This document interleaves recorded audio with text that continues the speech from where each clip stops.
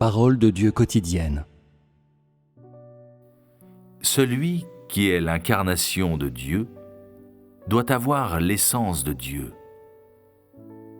Et celui qui est l'incarnation de Dieu doit avoir l'expression de Dieu.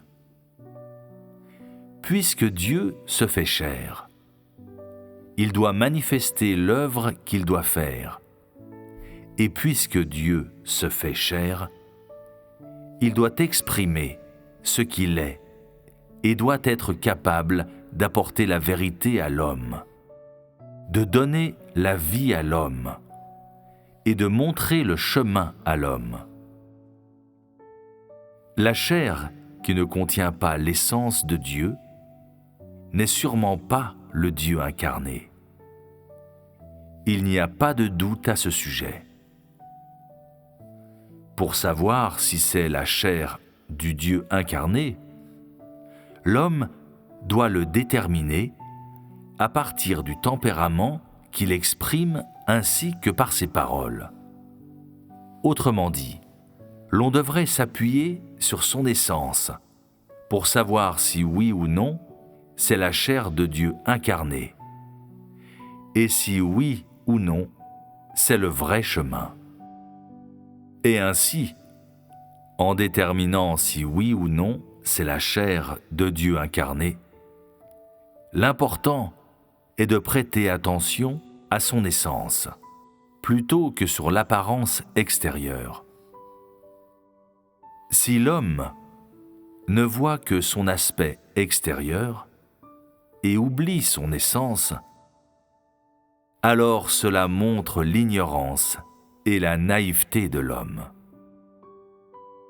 L'aspect extérieur ne détermine pas l'essence.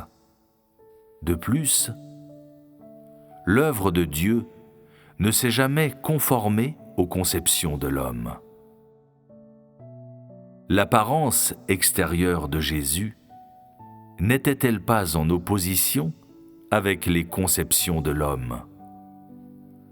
Son apparence et son accoutrement n'était-il pas incapable de donner des indices sur sa véritable identité?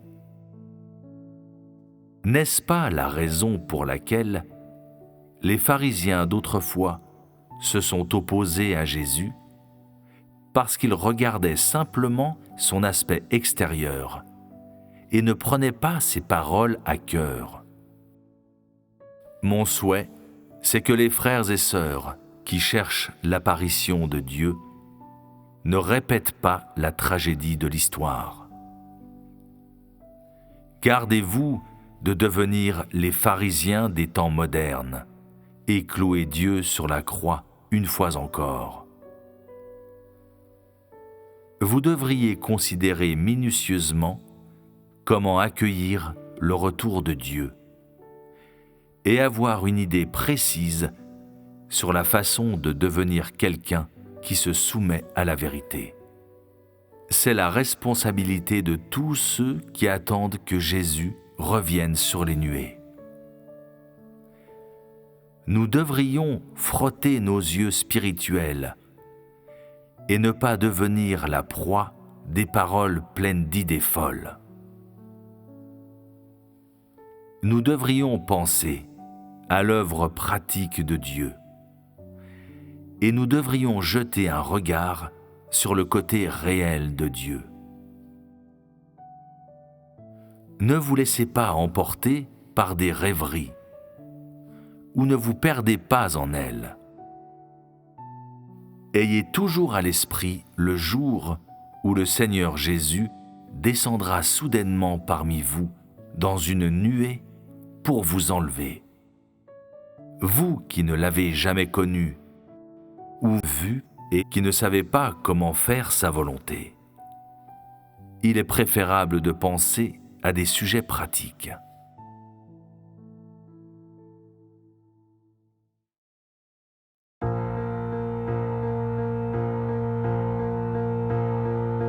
Vous les frères, vous les sœurs, qui cherchez l'apparition de Dieu, il espère que vous ne répéterez jamais la tragédie de l'histoire. Ne devenez pas des pharisiens modernes en crucifiant Dieu à nouveau.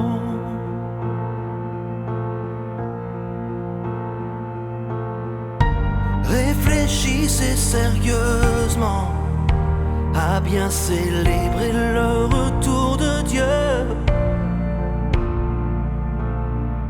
Et sachez clairement comment vous soumettre à la vérité.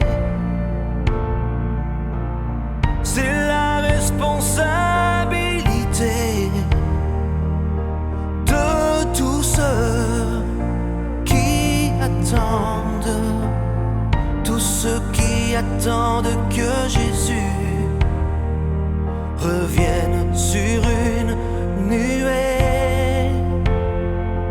Ne devenez pas des pharisiens modernes en crucifiant Dieu à nouveau. Ne devenez pas des pharisiens modernes.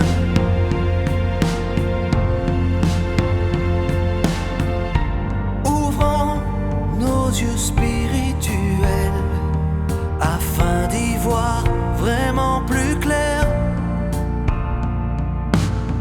et de ne pas être aveuglé par des paroles vides et fantasques.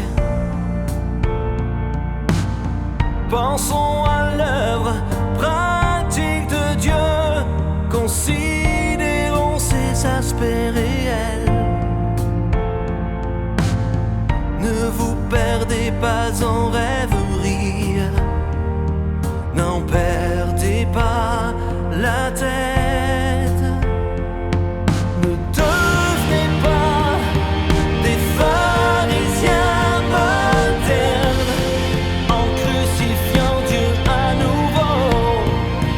Ne devenez pas des pharisiens modernes.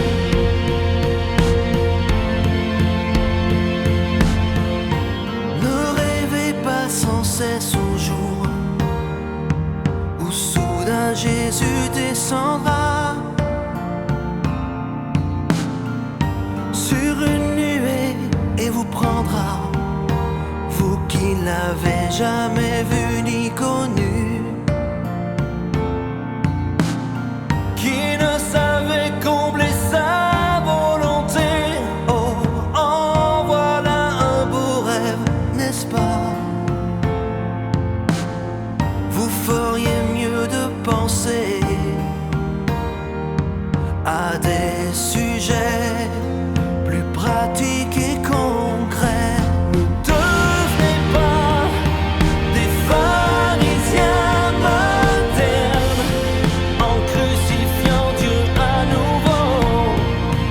Ne devenez pas des pharisiens modernes en crucifiant Dieu à nouveau.